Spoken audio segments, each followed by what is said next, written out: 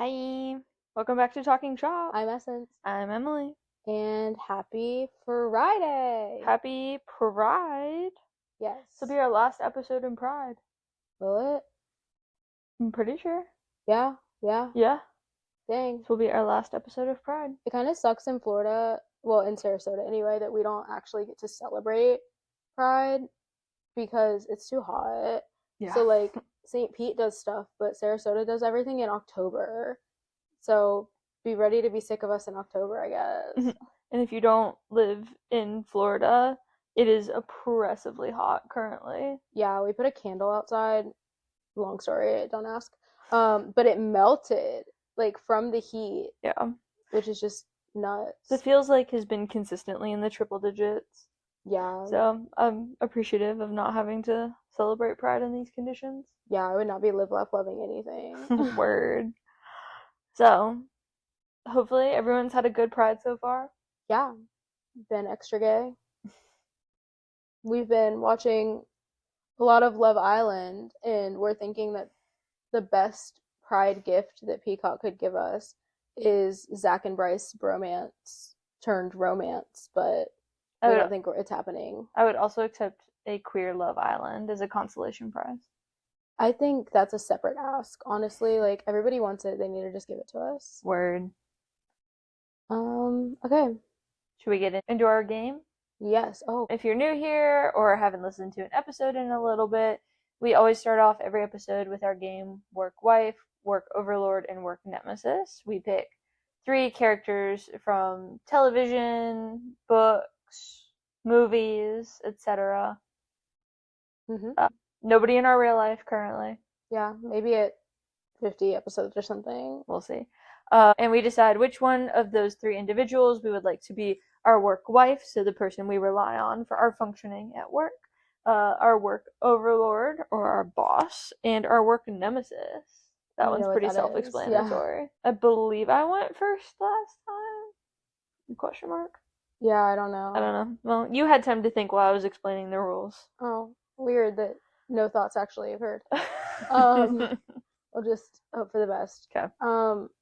At the beginning of us doing this, I actually made an effort to write it down, but then I forgot like what we've already covered. So yeah, I'm trying to think what's like available. Okay, my 3: Santa Claus, the Tooth Fairy, okay, and the Easter Bunny.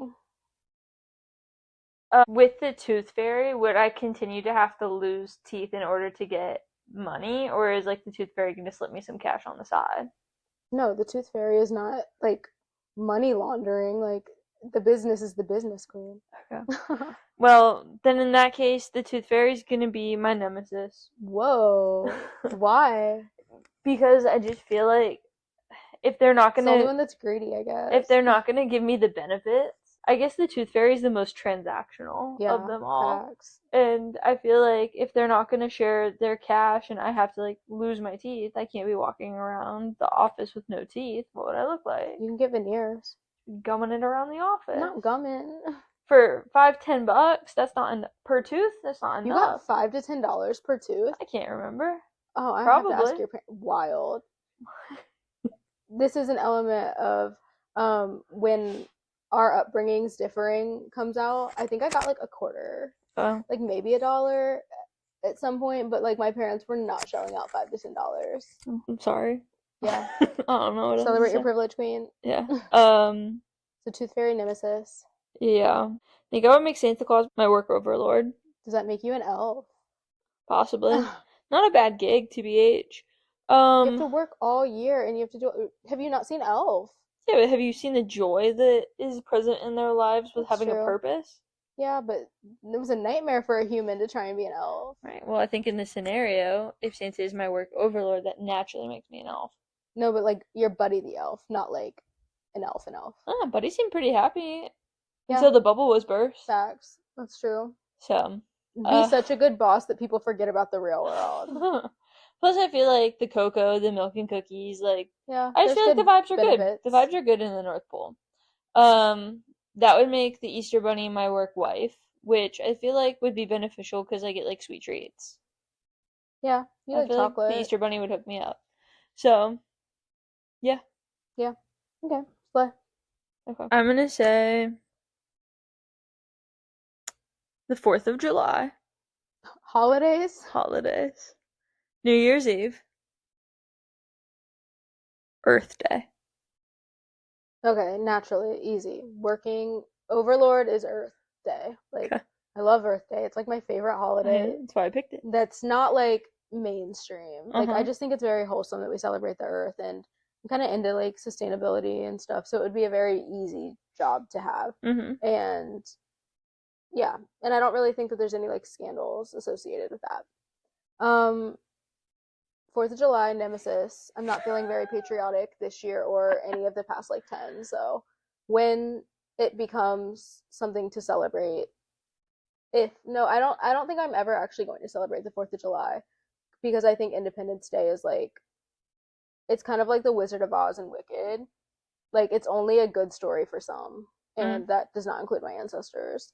Or me, truthfully. Word. So Nemesis, and that would make my work wife New Year's New Year's Eve. which is like cool. Like I feel like it takes something that's pretty like chill and average and makes it a fun celebration, and that's kind of what you want your work wife to do, right? Like it's Yeah. just an average day at the office, but like I want a little razzle dazzle, and that's what New Year's is. Yeah. Those were a solid 3. Yeah. Yeah. Killed it. Okay. So I was in a meeting recently, and the goal of like convening this group of people together is how do we like address and solve the issue of like homelessness in our area and like surrounding areas. And there's a bunch of different people in this meeting at like different stages of the change process and like different decision like making levels. And the idea is that we get people together to like just discuss the issue and come up with like, better ways to address the work that is already being done. What's your role in like the group? My role is to represent the LGBTQ plus community. Okay. So within like this group of people, there's people from different organizations who have. Wait, you're gay? Yeah. Oh. You're my wife, though. Oh, happy Pride. They have people who address like the organization level areas, but then they also have people who are in these meetings who represent different identities who are going to be like impacted by homelessness. Mhm. So they hold marginalized identities that are more likely to contribute to like them being homeless, Mhm. or like there's some lived experience part of it. And on like the after effects, or like I started to like notice that the conversations focused on like homelessness as an inevitability. And that most of the conversations around like change and action focus like post someone becoming unhoused, instead of like change being focused on how do we prevent the things that are contributing to homelessness. And I like, came home and we talked about it. And I think like we started to realize that our training is so unique in that we often don't see these like really negative outcomes like incarceration or homelessness or poverty as inevitable outcomes, but a lot of people who do the work do see this as an inevitable outcome. And the focus of the work that a lot of organizations are doing is, when this inevitable outcome happens, how do we support people? Can you explain what you mean when you're saying like inevitability and like an inevitable outcome? Yeah, well, I think like when I think of an inevitable outcome, it is something that is almost like guaranteed to happen. That this will be like a problem that continues to happen, a problem that people like in our communities or other communities are going to experience. That it is not something preventable, something that can be like addressed before it happens, but Or like something eradicated? right. It's something that is going to happen, and we have to figure out how to help the people that it happens to. Do you disagree with that? In some ways, yes. I think human beings will always find a way to make life difficult for other human beings. Word. I think that tends to be a struggle of our society. But I do think that things like homelessness, in the way we do incarceration now, poverty, are all things we have the resources to address in a prevention manner, instead of something that is like a guaranteed outcome for people. Yeah, I do think that like there are a lot of problems that exist in our society that will always exist and have always existed as Mhm. like just part of human nature and humans being humans. I think it's weird that a lot of people's like mission statements are like we envision, or like vision statements, I guess, are like we envision a world where there's like no, every single person has a home, and that nobody has to sleep on the streets, or there's no more people going to jail. And I mean, yeah, like that would be the dream, that everybody was taken care of. But I don't know that this is cynical. I think it's realistic that like I don't know that that system is ever, it's never going to be zero people. Mm-hmm. But I think it's interesting to hear kind of like the people that are like carrying out these missions of like we envision a world where this is not a thing. There's like this, I don't know, contradiction or whatever of these are also the same people that it almost sounds like are not able to envision what it would look like for it to not be a thing, like to look at it from that perspective. I think it's really interesting that like when people create like vision statements that they focus on like the end of the problem. So it's like our goal is that our organization is going to like help until this isn't a problem anymore. And I think when people like start out with like the vision and the bigger picture, they can see the pathway. But when they get started on the practical work, I think they get so overwhelmed by like how big the problem is or how all consuming the problem is that we lose sight of the original goal, which is like, how do we figure out how to not make this happen? And it becomes like, how do we stop people from drowning? Yeah. And we go right to like the immediate, like, how to put a fire out instead of trying to figure out what's starting all the fires in the first place.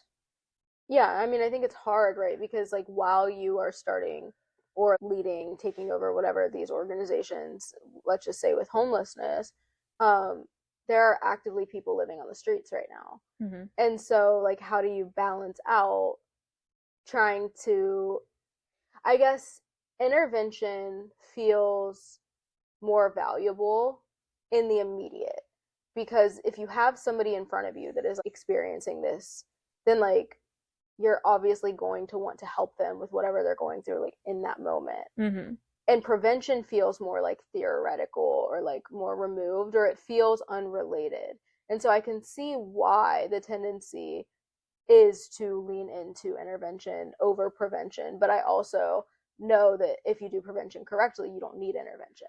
Well, I think for a lot of people, if the only focus is on prevention, it feels like we're abandoning the people who are being impacted that like currently. couldn't prevent it. Right. That I think it feels like we're kind of leaving them and saying like, yeah, like we didn't get the system right with you guys, but like hopefully the next crop of people like that doesn't happen. Very dismissive. And I think a lot of people like in the human services world like see people hurting immediately and like want to jump in and like want to do something about it, because I think like that is our human nature, is we don't like, that's we why don't want to see other people suffer. And they're, I mean, like you would choose an organization with a cause that you like care about, right? So there's going to be some emotional element.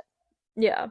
And I think balancing prevention and intervention becomes like really difficult, because you have this drive to help people in the immediate, but you also have to be able to like zoom out enough to see the bigger picture of like what's contributing to this problem. And I think without the right structure, it can leave a lot of people feeling helpless. Yeah. So we're talking about the, I guess, the value of prevention in solving these like complex social problems. If somebody was trying to figure out how to like switch their mind and say like, okay, I know that intervention is important and like helping people where they're at is important, but like where do you even start when it comes to trying to figure out what prevention looks like? I think the first like really big step is figuring out what's contributing to the problem. I think that a big piece of prevention is talking to the people who are being impacted currently and trying to understand the context around the problem, like how they got there. Right. That I think a lot of organizations will like find somebody who's unhoused and like, give them like shelter or give them food or give them access to resources. And a lot of like the follow-up questions become like, what did they do after that? I don't think a lot of places are looking at like, how did you get here? That like, did your landlord hike up your rent and you couldn't afford it anymore? Or did your family member kick you out? Or did you like you get fired and you weren't able to pay your rent? I think a lot of work from prevention becomes calling in the people who are affected by the issue, whether it's homelessness or incarceration or whatever issue you are trying to solve, and genuinely trying to understand what contributed to them getting there, because odds are you're going to keep hearing very similar stories over and over again. Yeah, I mean, I think the technical term for this is a root cause analysis, Mm-hmm. where you look at an issue and you look at all of the factors that contribute to that. And for many of the like major social issues, I think that there's a lot of like the research field is like continuing to do those. So they're like relatively like publicly available for the most part, where you can look at like some issues. So you don't have to even start from scratch. You can like, you know, do a couple Google searches and see like what are other people finding as the underlying or root causes of these issues. And then once you know what the underlying issues are, either like specific to your area or like the specific to the group or population that you're serving, then what? Odds are there's already a nonprofit or organization that is out there that is working to solve that problem.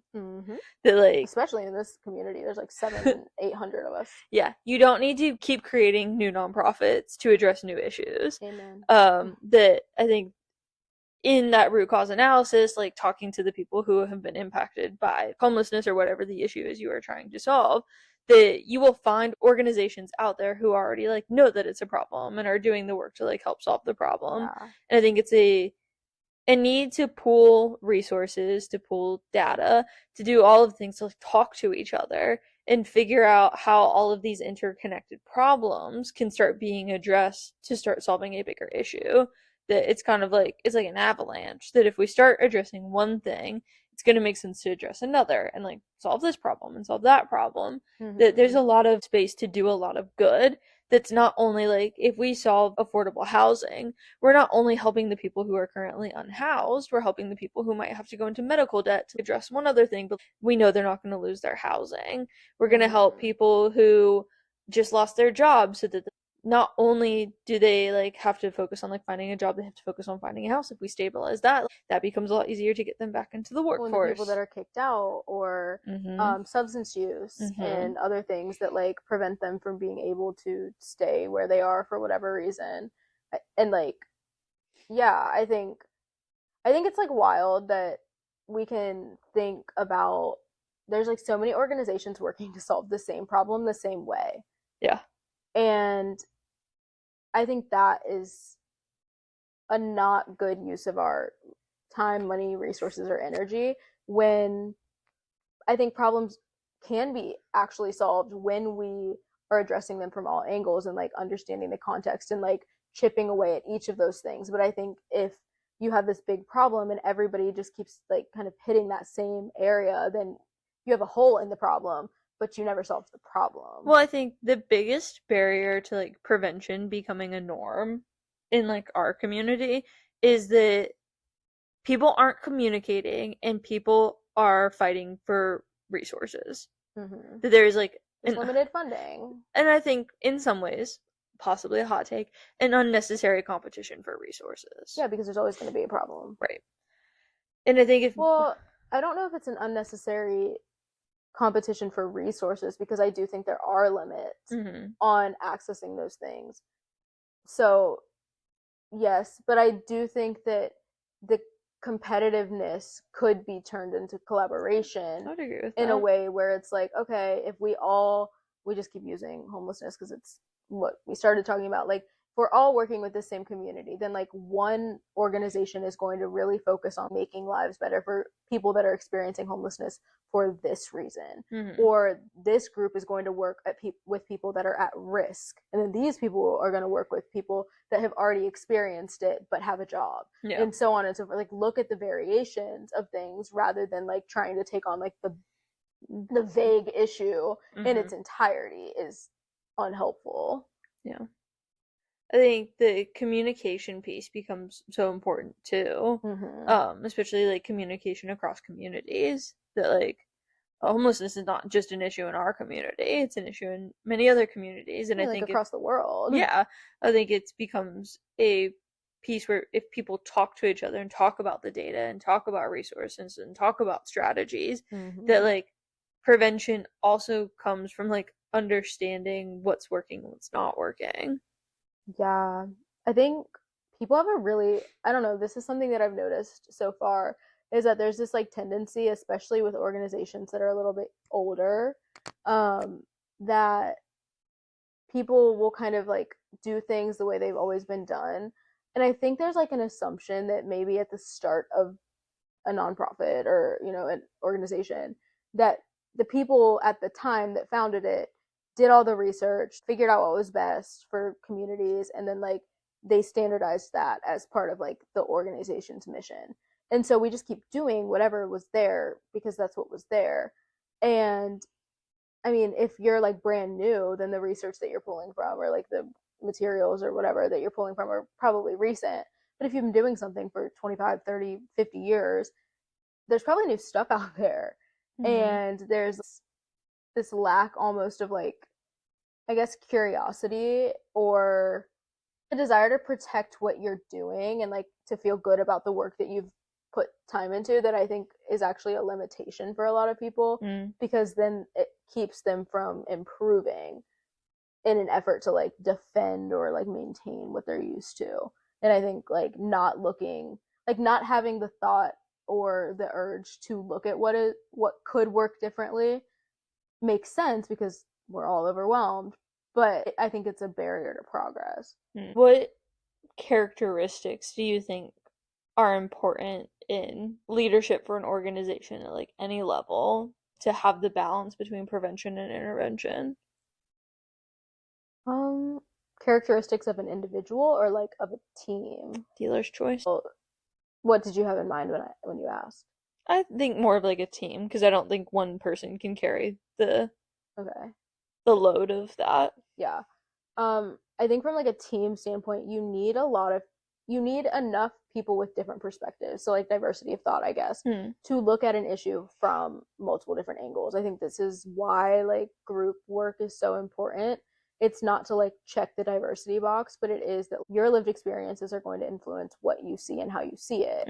And if everybody has the same exact lived experience that have been influenced in the exact same way on how to see something and like what sticks out as relevant, then we're only going to solve the problem through that worldview. But we know like whether or not you agree with it is irrelevant, that like people have different perspectives on things. And so we need to account for as many perspectives as possible. I think from a team standpoint, you need diversity of thought. If you have only ever like seen an issue one way and then everybody that you're working with also sees it that way, then you're going to solve a pretty dynamic problem from a one-dimensional approach. So having different perspectives, and I think in order for different perspectives to actually like work in an environment, you need a lot of psychological safety. Because disagreeing is hard, and saying and like correcting others or being like, well, I see it a different way, or you're not considering XYZ, can be really intimidating for a lot of us because, you know, you don't want to upset people or offend people. But having that like courage to be able to point out things in an environment and a team where that is okay and encouraged, I think pulls for better solutions. I also think humility. Nobody knows everything and nobody will ever know everything. And I think a lot of us would do well to remember that like you know what you know, and like you can always learn more, but it's never like done. You've never arrived. And so I think that a lot of people, I think we see this more in like boards or people with like a lot of tenure in fields that are like, well, I've been doing this for 50 years and I know blah, blah, blah. And I think like that is so detrimental to new thoughts, especially when it comes to age. And like, if you have these, you know, if you have people that are like older in their 60s, 70s, whatever, and then you have people that are like newer adults, I guess, you know, in their 20s, 30s, that are like seeing the world and experiencing things in a very different light than the people before them, and you silence their voices in the name of like experience, then you're missing out on an entire demographic of people really that valuable are like, information.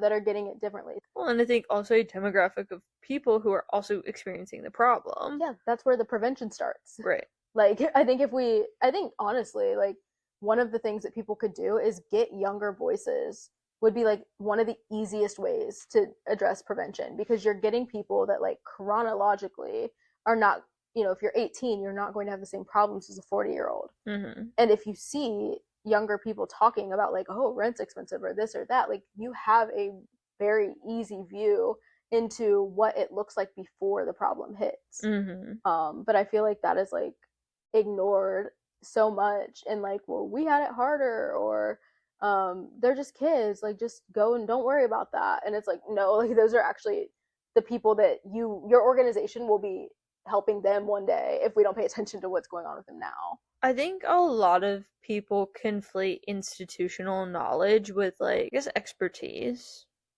or like the value of somebody's opinion. Like the better you know the institution or system, the more valuable your opinion is, and I don't believe that's always the case. Why? I think it's very easy to lose sight of the bigger picture when you're inside a system. So easy. And I think like there's value in all voices and value in like everybody's points of view. But I think becoming an expert in the system can sometimes mean you know better on how to maintain the system than you know better on how to dismantle it. Yeah, it's kind of like when you know the system, you can function the best on autopilot. Mm-hmm. But like, is that what we want for these organizations that are taking on these really like important problems, is to be on autopilot? Like, that's not what I want. Mm-hmm. Well, I think there is something to be said with knowing how to like efficiently work the system and how to like finesse the system. And I think that like comes up a lot when it comes to like getting funding, that you want somebody who knows how to like finesse the system. Yeah, I mean, like if you're interacting with the system that you have no control over, then like you have to learn how to play the game. Right. But if you are the creator and the maintainer of the system, it does not have to suck. Mm-hmm. Like you actually have a choice and can say like, this isn't working for us. Like, let's do something that would help our team more and help address the problem that we're working to solve more. And I think there's something so beneficial to bringing in an outside voice. Yeah. That like you don't have to listen to everything that person says, because there's going to be some things that these individuals input that like are not how the system works. But I think that is where a lot of people get like, I think, build up the assumption that if somebody brings in their opinion, we have to take everything that they say.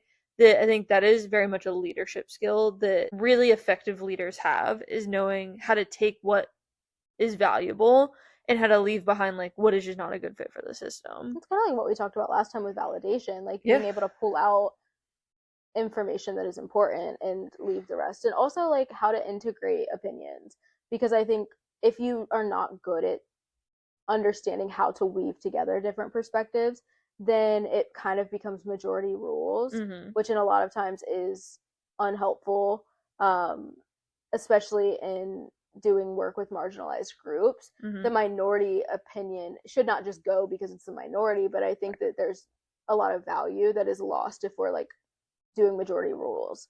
And that is the value of having voices in meetings or like spaces where it's not just people who only have investment in the system. Yeah, that like I think experts in fields are super valuable because they don't have the box that exists around whatever like the institutional knowledge says. They have such a different perspective on the issue, like when they're studying it from more of like a macro level, but you're addressing it from a micro. I think like Bronfenbrenner is super important always, but especially when it comes to like looking at things about intervention or prevention. Can you explain a little bit more about Bronfenbrenner? Yes, we love Bronfenbrenner in our house. Goated. Yes, king. But Bronfenbrenner was a researcher that came up with a theory called the ecological systems theory. Basically, its job or the role of that theory is to explain how human development is shaped by the different aspects of our environment. So it proposes that our experiences are influenced by all of these interconnected or nested systems. Think of like the Russian dolls. Russian nesting dolls. Yeah. So think of it like a Russian nesting doll where each thing goes inside of the thing outside of it.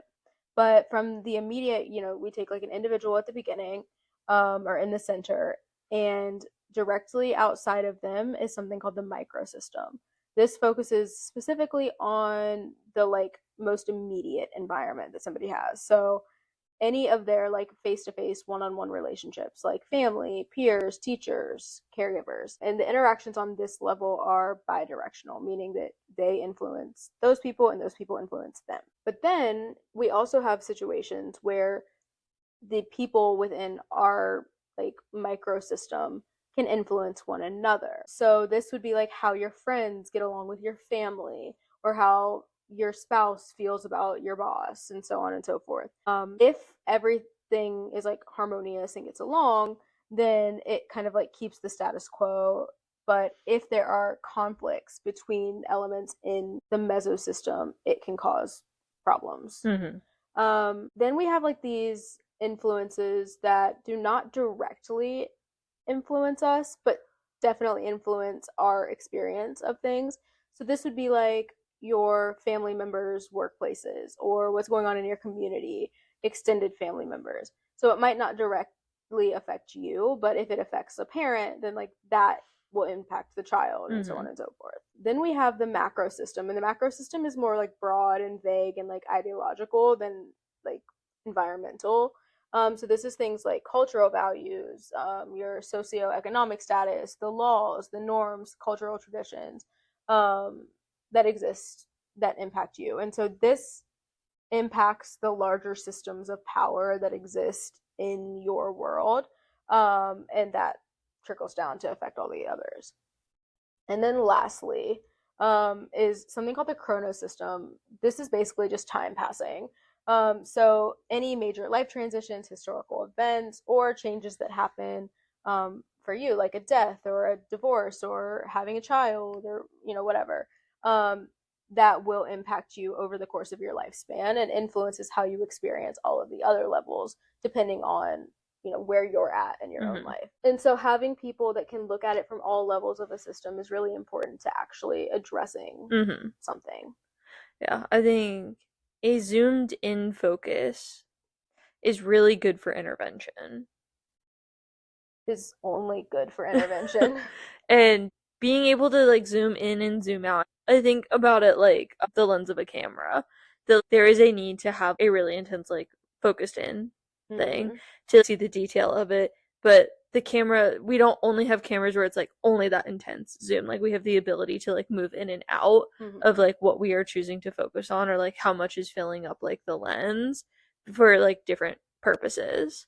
Yeah, it's like like 2 weeks ago, we saw like these cutesy little like geckos, lizards, whatever, outside, and I was trying to take pictures of them, but I got like the too close lens for this task, and so I was so zoomed in that I like couldn't see where to point the camera because I was like hitting the chair instead of where they were, and I had to zoom out in order to correctly zoom in. And I think like bars, we have to in everything, you have to be able to flexibly and like consistently zoom in and out and balance that out to be effective.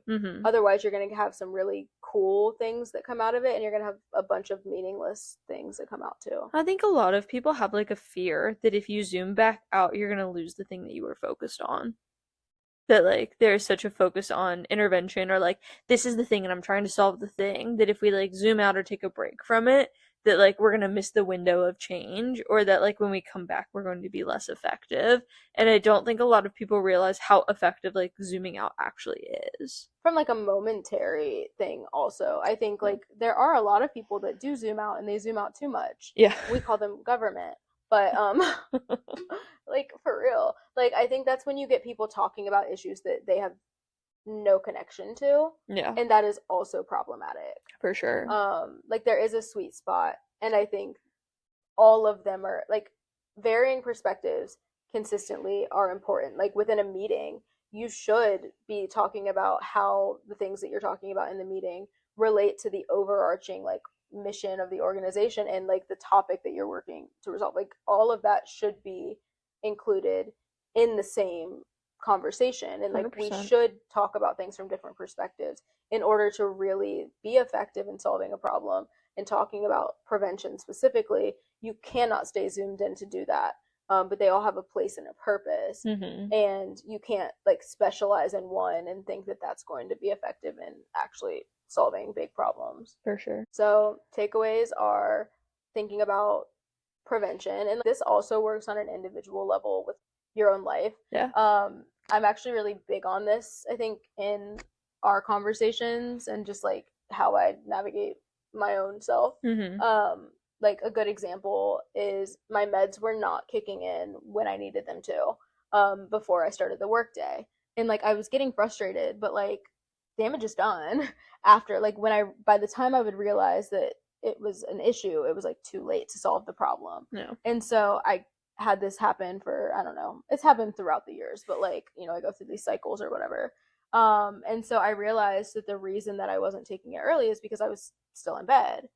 And that was the biggest barrier for me to actually like not have that experience, was that I needed to get out of bed.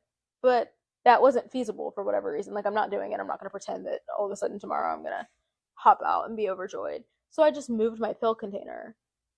And I think like one way, even if you don't have control in your organization to like shift the focus, you as an individual can still shift your focus on if there is something that is happening that you're unhappy with or you think is not effective. Just kind of asking yourself, why does it keep happening? And then figuring out if you can solve those problems, then you won't have to deal with the thing that's frustrating you. And if we do it on, you know, individual levels and then team levels and so on, like that's how change happens. I think so many more problems can be solved if we approach it from a state of curiosity. Yeah, you can never really ask too many questions. Yeah. Like you can annoy people because you have a lot of questions, but there's not really a time where you have too much information or too much context. Yeah, I think being curious, being open to new perspectives, one of the biggest elements of prevention goes back to communication. That if we're not talking to each other, if we're not talking to the people who the problem is directly impacting, if we're not listening, correct, that we are going to really struggle at prevention if we are not communicating and actively listening. Yeah, because I think we can talk all about an issue and you can pull from papers and studies and everything, but if you can't listen to the people in front of you, like, good luck. Yeah. Slay. Cool. So go out and prevent stuff. Prevent, intervene. Yeah, maintain. Do all the things. Alright, we are going to get into our weekly report. If you are listening for the very first time, what are you doing here? Go back and listen to the first one. So but, you don't even know who we are. Like, weird. We'll throw you a bone. The report is an acronym. Yeah, I mean, I guess you listened this far. You're already here. It stands for what we're reading, eating, playing, obsessing over, recommending, and treating ourselves too. Alright, Queen.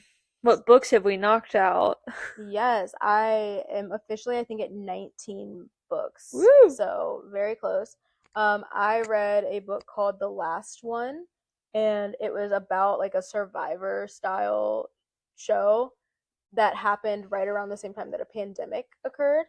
And so when people were like on the show out in the wilderness, the whole world like shut down, and it was about them kind of coming to terms with that whole thing. It was a pretty good book. It was different than what I am usually reading.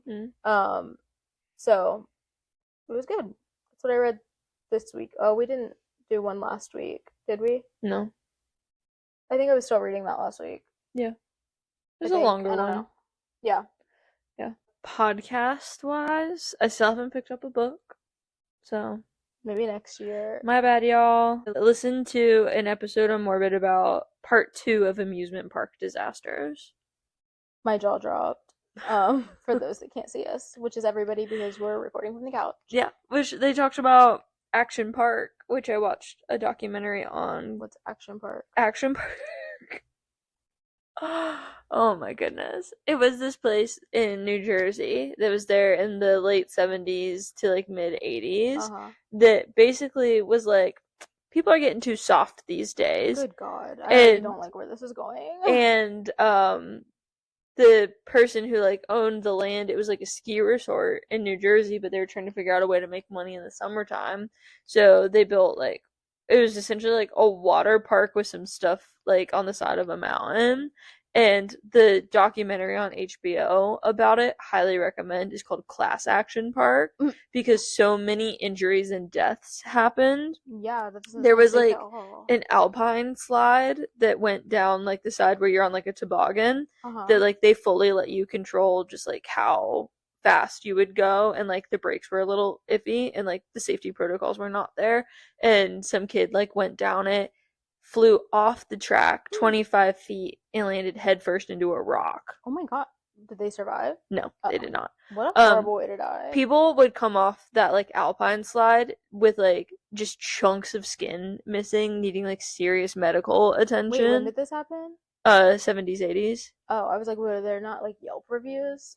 But I guess not. It was basically, wow, so everybody had to F around and find out. well, basically it became a place where like a bunch of adrenaline filled like teens and young adults went, because like they knew that there were no regulations. That's where Jackass should have filmed. Yeah.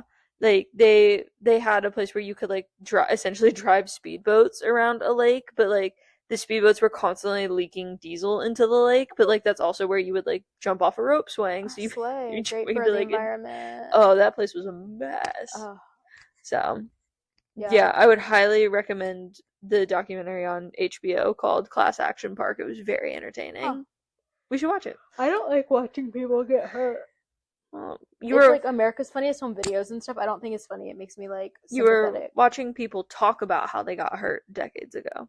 Were there any like replays? There are some Or, like, photos of people's simulations? injuries. Yeah, I don't like that. Yeah. It makes my skin crawl. It's a good documentary. Yeah. So, eating. Eating. What have we eaten?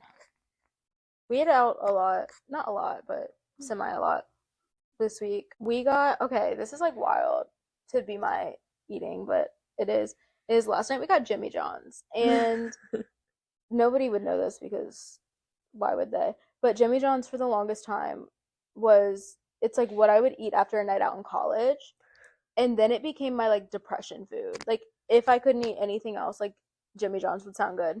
And since moving here, there has not been a Jimmy John's within like delivery distance, but every other place that I've lived, I've always been able to get Jimmy John's delivered. So I've been very frustrated. I've actually requested it to be on DoorDash like multiple times, and they finally added it. So we had Jimmy John's yesterday, and that was good. What I wanted. Whoever made our subs hooked them up too. Yeah, they did. But it's so funny because should I talk about the bridge? I guess I will. Yeah. When I was in college and we would have like a night out, I would eat most of my sub most of the time. And then there was this one bridge. I don't know why I did this. I kept trying to stop and like it would happen. And I would just throw the sub off the bridge. Like I guess it was food, so it would biodegrade or whatever. But like my friends would be like, Essence, like this time do not throw it. And I'd be like, I'm not going to, I promise. Like I'm not doing it anymore, guys. I'm gonna eat the whole sub. And every single time, and this is like every other week, like this was not like once or twice, I would throw it off. And so it was funny last night when I like finished, I had like just the tiniest amount that I was like full, and I was like, oh, wish I had a bridge to throw it off. Chaos. We went to a Rays game that was last week. Yeah. And the soft serve that you got so good. Was great. What was it? Mr. Softy. Mr. Softy. Mr. Softy, that was good. But I got these like sweet pretzel nuggets that came in a plate that was shaped like a baseball mitt, and it made me really happy. It was very cute. The Rays game has like upped their food offerings. So many, there's a lot of options. The French fries we got, so good. Oh yeah, and they delivered them to our seat. Yeah, that was even better. And we had s'mores for dessert o'clock one night this week, which was fun. Playing. Can do an anticipated playing. We're going to Disney by the time we release the podcast, we will have gone to Disney. From recording it, we're going to Disney tomorrow. Yeah. And I'm very excited. I love going to Disney. Yeah, I'm excited. We're also, all the play's gonna happen like after, because we're also going to like a trivia night with our friends tonight. We sure are. Hope they're ready to lose. I'm like not even good at trivia. I'm just going for the vibes. Yeah. Oh, I bought a spray paint gun situation to paint things quicker because it was taking a long time and not being as even and smooth as I wanted. And that's been fun to like learn to play with. Obsessing over you. What else? I don't know if I've really been obsessing over anything really. Love Island. I know that's what I was gonna say. Is Love Island and The producers are doing their oh my big gosh, one. the Lord's work. The producers, they heard us, Yeah, they needed to shake it up. and boy did they. Yeah, like we're leaving trivia at what it takes us 12 minutes to get to the church. So at 8:48, we're out We're because we gone. have to be home. We're getting to vote tonight. Oh, it's the recoupling. Yes, obsessing. Yeah. If you are a fan of reality TV in any way, Yeah. I would highly recommend Love Island. Love Island USA. This particular season, the one we're like actively watching, the producers have stepped it up. Yeah, this was a very boring group, but the producers decided that they didn't want us to be bored. They found a way to introduce some chaos. Yeah, and it's like wild how quickly they turn out episodes. Like I'm very impressed. It's great. Recommending. Recommending. We're recommending that you watch Love Island. Recommending you watch Love Island. I'd recommend going to a local sporting event of some kind. Yeah, I think true. like that was fun. There's some good energy. You go out, you support a local team. Yeah, get a cute little t-shirt. Yeah. Well, when we went to the Rays game, it was their pride game. Yes, and we sat next to these like older lesbians, and like we weren't really sure if they were lesbians, so we were scoping out, and I was trying to like be friendly. Mm-hmm. And that was a really cool experience because they had friends there too that came over. Yeah. And I was eavesdropping because what else is there to do? And like hearing them just talk about like their lives and everything was like it was cool to see people like a couple like us grown up. Yeah. And you don't get that from your house. You have to like True. go out into the world. Yeah. So even if you're not a fan of sports, go see the sights. Yeah, it's great people watching. For sure. Are you recommending Love Island? Yeah. Okay. What are you treating yourself to? I'm gonna go buy some lumber or plywood or whatever. I'm making a craft cart using like cube organizers, and it's effortful, but I think like I'm also really excited to have something that I built, and then I can have a bigger space also to craft all my crafty things. So I guess that's what I'm treating myself to. Yeah. I'm treating myself to a new popcorn bucket tomorrow. I can't wait. Yeah, we're treating ourselves to Disney too. I collect like Disney popcorn buckets. I don't collect every single one, but the ones that I like, I will collect. Or the ones that you're gifted. Yes, so the ones that I'm gifted, I will also collect. And they have a bullseye one from Toy Story, and I'm just very jazzed about it. Yeah. So I will be treating myself to a popcorn bucket. Yes. Ooh. Gotta pay off that credit card statement before we go to Disney. So if you like this, like, subscribe, rate, review, share, so we can get monetized and Emily can buy more popcorn buckets. Support my habit. And that we can keep door dashing. Yeah, for real. Because we're tired. Real. Okay, yeah, that's our weekly report. Yeah. What's yours? Yeah, nobody's told us yet. Nobody has done a report yet. Be the first. We're gonna start crashing out. Not really. You wouldn't even know. You can follow our Instagram to see Essence's public crash out. Yeah, or TikTok. We're basically all platforms. _social_. Yeah. Yeah. So throw your weekly report in the comments. Yeah. And thanks for talking shop with us. We'll see you next time. Bye.